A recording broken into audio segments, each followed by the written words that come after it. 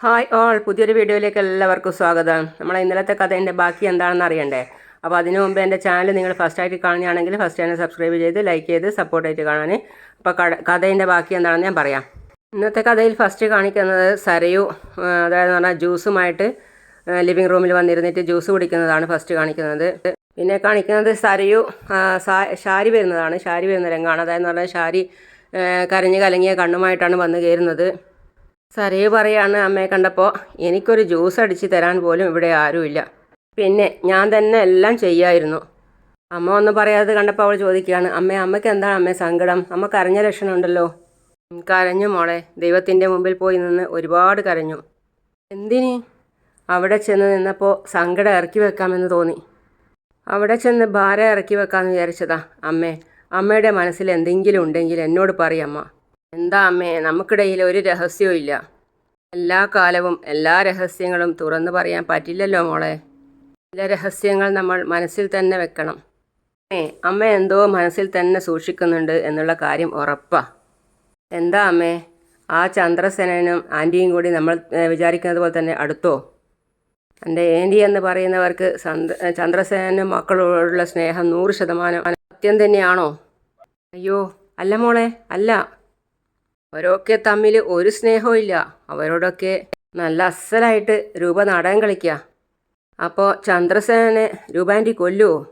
അപ്പോൾ ഷാരി മനസ്സിൽ ഓർക്കുകയാണ്, ചന്ദ്രസേന രൂപ കൊന്നില്ലെങ്കിലും നിൻ്റെ അച്ഛനെ ഞാൻ കൊല്ലും.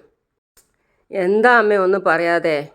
ഏയ് ഒന്നുമില്ല മോളെ എന്ന് പറഞ്ഞ് അവർ ഒഴിഞ്ഞു മാറാൻ ശ്രമിക്കുമ്പോൾ അവൾ വിളിക്കുകയാണ്, അമ്മയ്ക്ക് എന്തെല്ലോ കുഴപ്പങ്ങൾ പറ്റിയിട്ടുണ്ട്. എന്തായാലും ഇപ്പോൾ അച്ഛനെയല്ല മെൻ്റൽ ഹോസ്പിറ്റലിലേക്ക് കൊണ്ടുപോകേണ്ടത്, അമ്മയെ മെൻ്റൽ ഹോസ്പിറ്റലിലേക്ക് കൊണ്ടുപോകേണ്ടത്. ശരിയാ മോളെ, എനിക്ക് ചിലപ്പോൾ ഷോക്ക് തരേണ്ടി വരും. പക്ഷേ അതിന് മുന്നേ ഞാൻ ചില കർമ്മങ്ങൾ ചെയ്തെന്ന് വരും. മനുവേട്ടനും പറഞ്ഞു അമ്മയ്ക്ക് നല്ല മാറ്റമുണ്ടെന്ന്. എൻ്റെ പൊന്നു മോളെ, ഇനി മനുമോനാണ് നിൻ്റെ രക്ഷ. അതെൻ്റെ മോള് മനസ്സിലാക്കിക്കോണം. നിൻ്റെ അച്ഛൻ നിന്നെ പല്ലക്കിൽ എന്നൊന്നും നീ കരുതിയേക്കരുത്. ആ കാലമൊക്കെ പോയി. ഇപ്പോൾ പല്ലക്ക് പോയിട്ട് പല്ലക്കിൻ്റെ കാല് പോലും ഇല്ല.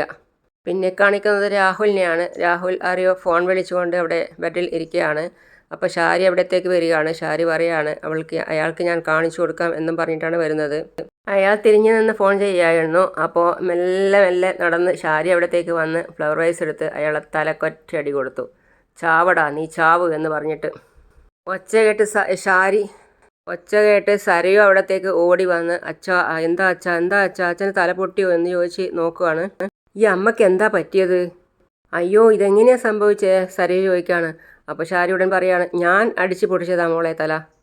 ഞാൻ ഇങ്ങോട്ട് കയറി വന്നപ്പോൾ എൻ്റെ കഴുത്തിന് പിടിച്ച് എന്നെ കൊല്ലാൻ നോക്കി. അച്ഛാ എന്തായി കാണിച്ച അമ്മേ? അപ്പോൾ അച്ഛൻ പറയാണ്, ഞാനൊന്നും ചെയ്തിട്ടില്ല മോളെ, വെറുതെ പറയുന്ന. അമ്മ വന്നപ്പോൾ തന്നെ തോന്നി എനിക്കെന്തോ പന്തികേടുണ്ടെന്ന്. ഞാൻ പറഞ്ഞതല്ലേ മോളെ, വട്ട് കയറിയിട്ട് ഇയാൾ എന്നെ കൊല്ലാൻ നോക്കി. പിന്നെ ഞാനെന്ത് ചെയ്യും?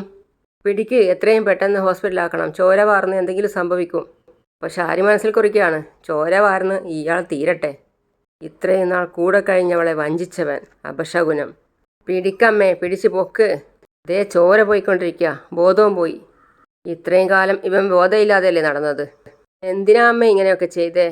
മനഃപൂർവ്വം അല്ലല്ലോ മോളെ. എൻ്റെ ജീവൻ രക്ഷിക്കാൻ വേണ്ടിയല്ലേ ഞാൻ ഇങ്ങനെയൊക്കെ ചെയ്തത്. അച്ഛാ എഴുന്നേൽക്ക്.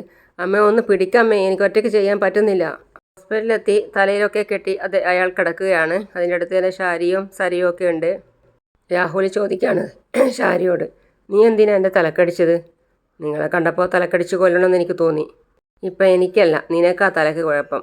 അല്ലെങ്കിലും എനിക്ക് ഒരു കുഴപ്പവും ഇല്ലായിരുന്നു. എൻ്റെ തലയ്ക്കിപ്പോൾ നല്ല തകരാറുണ്ട്. പെട്ടെന്ന് സരയു പറയാണ്, അതെനിക്കും തോന്നിയതാ അമ്മേ. എത്ര ദിവസം കൊണ്ട് ഞാൻ ചോദിക്കുക അമ്മയ്ക്ക് വല്ല കുഴപ്പമുണ്ടോ എന്ന്.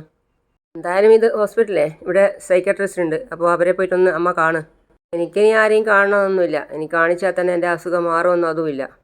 സരയു പറയാണ്, മൊത്തത്തിൽ നമ്മളെ വീടിൻ്റെ താളം തെറ്റുവാണല്ലോ. നമ്മുടെ വീടിന് താളം ഉണ്ടാക്കി തന്നത് ഇങ്ങേരാ. പക്ഷേ ഇപ്പം നമ്മളെ വീടിൻ്റെ താളം തെറ്റിക്കുന്നതും ഇങ്ങേര് തന്നെയാണ്. നമ്മളെ വീടിൻ്റെ താളം പിഴക്കാനുള്ള കാരണം ആരാണെന്ന് ഞാൻ പറയുന്നില്ല, രാഹുൽ പറയാണ്. പറഞ്ഞാൽ പിന്നെ ദേ ഇവളും എൻ്റെ തലക്കടിക്കും.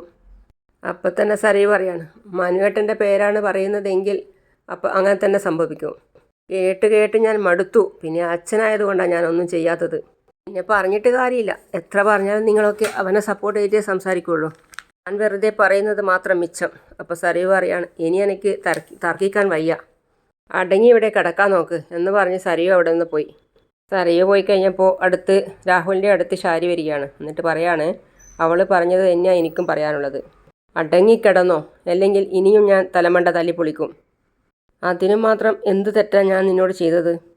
നിങ്ങൾ ചെയ്ത തെറ്റെന്താണെന്ന് നിങ്ങൾക്ക് അറിയില്ലെങ്കിൽ ഞാനത് പറഞ്ഞ് മനസ്സിലാക്കി തരണോ? നീ രൂപയുടെ വീട്ടിൽ പോകുമ്പോൾ രൂപയും ചന്ദ്രസേനനും ഒക്കെ ഓരോന്നും നിന്നോട് പറഞ്ഞു തരും.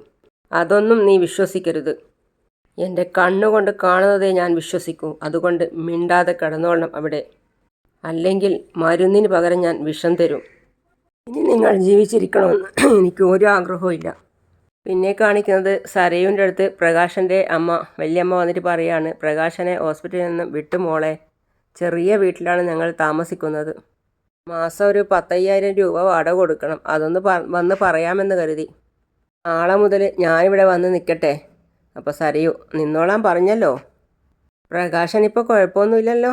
അപ്പോൾ അവർ മനസ്സിൽ ചിന്തിക്കണം, നിന്നേക്കാൾ മൂത്തതാടി പേര് വിളിക്കുന്നത്.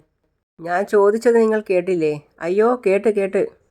അവനിപ്പോൾ കുഴപ്പമൊന്നുമില്ല, പിന്നെ എന്തൊക്കെ ചെയ്തെന്നാ പറയുന്നത്. ഇന്ത്യാപാസ്യ എന്തൊക്കെ പറയുന്നത് കേട്ടു. നല്ല തുക ചിലവായി. അതൊക്കെ അയലത്തുള്ളവളാ കൊടുത്തത്. അവളെ കൊണ്ടെന്തിനാ കൊടുപ്പിച്ചേ? അതൊക്കെ എന്നോട് പറഞ്ഞിരുന്നെങ്കിൽ ഞാൻ കൊടുക്കായിരുന്നല്ലോ. അയ്യോ, അതിനൊക്കെ ലക്ഷങ്ങൾ ചിലവ് വരും മോളെ. അവളും മനസ്സിൽ ചിന്തിക്കുകയാണ് സരയു. ഒരിക്കലും ഞാൻ കൊടുക്കത്തില്ല, പിന്നെ പറയുന്നത് കൊണ്ട് എന്താ കുഴപ്പം? പണം എനിക്കൊരു പ്രശ്നമല്ല, ആത്മാർത്ഥത വേണം. ഇവിടെ നിൽക്കുമ്പോൾ അപ്പുറത്തുള്ളവരെ സ്നേഹിക്കാൻ പോകരുത്. അയ്യോ ഒരിക്കലുമില്ല. ഇവിടെ നിൽക്കുമ്പോൾ ഇവിടെയുള്ളവരെ പറ്റിച്ചേർന്നേ നിൽക്കൂ.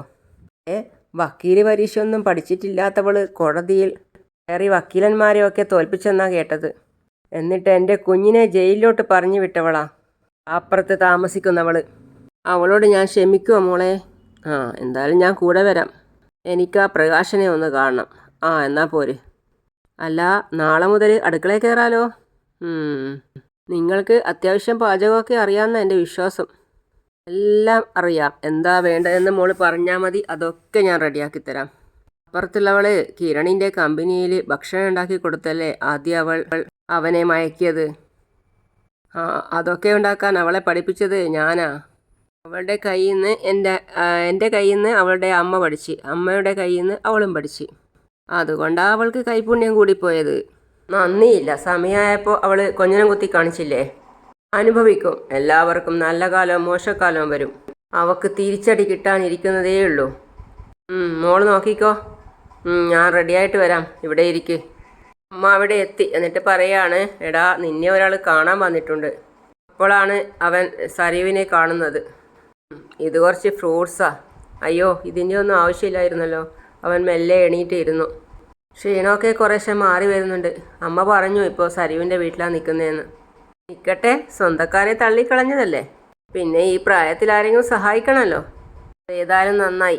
കല്യാണിയുടെയും അവളുടെ അമ്മയുടെയും വീട്ടിൽ പട്ടിപ്പണി എടുക്കുന്നതിനേക്കാൾ നല്ലതാ. സരയു പറയാണ്, നമ്മൾ രണ്ടുപേരും തുല്യ ദുഃഖിതരാ. അന്ന് കോടതിയിൽ കേസ് നടന്നപ്പോൾ അവൾ ജയിലിൽ പോകുന്ന ഞാൻ കരുതിയത്. പക്ഷേ പോയത് വിക്രമാ. എന്നാലും വിക്രം ചെയ്തത് നമ്മൾ നേരത്തെ അറിഞ്ഞില്ലല്ലോ. ശരണ്യ എന്ന് പറയുന്ന പെണ്ണ് അവനെ തളർത്ത് കഴിഞ്ഞില്ലേ.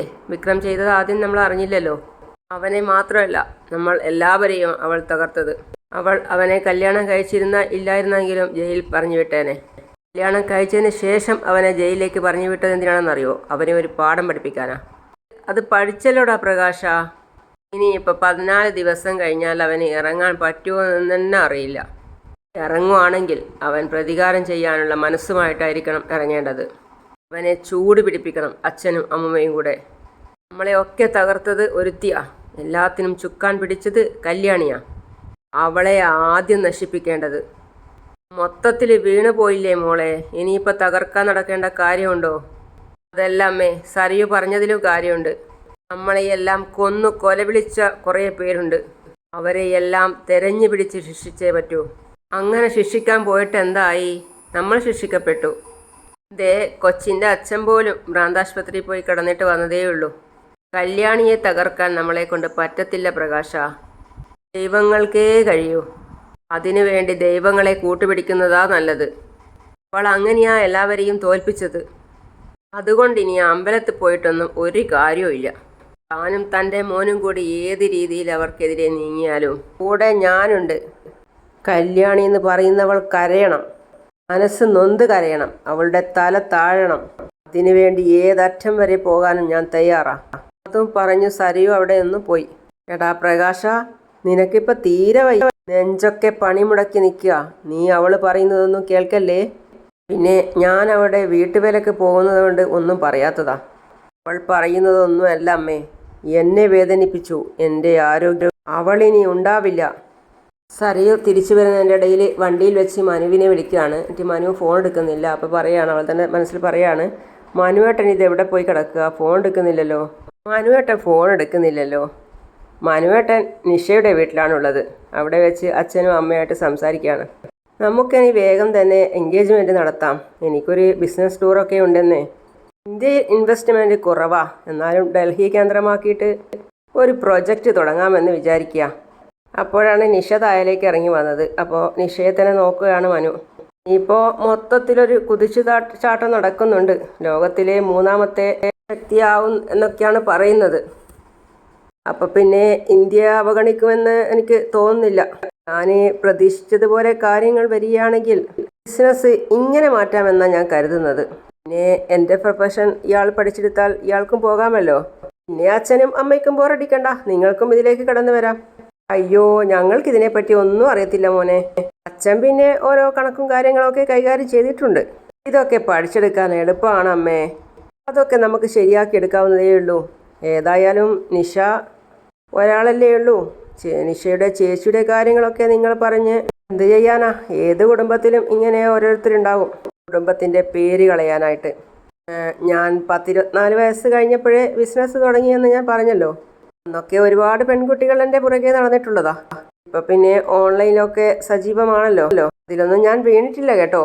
എനിക്ക് അറേഞ്ച്ഡ് മാരേജിനോടാണ് താല്പര്യം. പിന്നെ ബിസിനസ് ക്ലച്ച് പിടിക്കണമെങ്കിൽ മനസ്സിനെ നിയന്ത്രിച്ച് ഇത്തരം കാര്യങ്ങളിൽ നിന്നൊക്കെ വിട്ടു നിന്നേ പറ്റൂ. അതുകൊണ്ടാണ് ഞാൻ ഈ ഫീൽഡിൽ സക്സസ് ആയത്. എന്ത് ചെയ്യാനാ മോനെ, ഞങ്ങളെയെല്ലാം വിഷമിപ്പിച്ചിട്ടാണ് അവൾ പോയത്. എന്ന് വെച്ച് അവൾക്ക് നല്ലൊരു ജീവിതം കിട്ടരുത് എന്നൊന്നും ഞങ്ങൾ ആഗ്രഹിച്ചിട്ടില്ല. പക്ഷേ വീട്ടിലുള്ളവരെ വിഷമിപ്പിച്ചാൽ നല്ലൊരു ജീവിതം കിട്ടുമോ മോനെ? വാടക ഗുണ്ടകൾ വെട്ടി നുറുക്കിയ അവളുടെ ഭർത്താവിനെ കൊന്നത്. ഏതോ ഒരു ഗുണ്ടയാണ് അവളെ കെട്ടിയത്. അല്ല, അത്തരക്കാരൊക്കെ ബൈക്കിൽ ചെത്തിയടിച്ച് വരുമ്പോൾ അവരുടെ ബാക്ക്ഗ്രൗണ്ടൊന്നും ആരും അന്വേഷിക്കില്ല. അങ്ങനെ പോവില്ലേ? അങ്ങനെ പെട്ടുപോയതാ. ഇപ്പോൾ അവൾക്ക് വയറ്റിലൊരു കുഞ്ഞുണ്ടെന്നാണ് അറിഞ്ഞത്. അതേപ്പറ്റിയൊന്നും മോനോട് പറയണ്ട, അതാ നല്ലത്. ഇതേപ്പറ്റി കേൾക്കുന്നതൊക്കെ എനിക്ക് ഭയങ്കര വിഷമമാണ്. അമ്മയുടെ മൂത്ത മോള് ഒളിച്ചോടിപ്പോയപ്പോൾ ആ കുഞ്ഞിന് അച്ഛനില്ലാതാകുമെന്ന് അമ്മ ചിന്തിച്ചില്ലല്ലോ. കുഞ്ഞിൻ്റെ കാര്യം കഷ്ടം. പോട്ടെ, ഇനിയിപ്പോൾ അത് പറഞ്ഞിട്ടെന്താ? അതും പറഞ്ഞവൻ കാപ്പി എടുത്ത് കുടിക്കുകയാണ്. അപ്പോൾ അമ്മ മകളുടെ ചെവിയിൽ പറയാണ്, നിൻ്റെ ഭാഗ്യമാണ് മോളെ, മഹാഭാഗ്യം. ഇതുപോലൊരു പയ്യനെ മഷിയിട്ട് നോക്കിയാൽ കിട്ടത്തില്ല. അങ്ങനെയാണ് ഇന്നത്തെ കഥ കഴിയുന്നത്. അപ്പോൾ അടുത്ത വീഡിയോയുമായിട്ട് ഉടൻ വരുന്നതാണ്. അതുവരേക്കും see you all.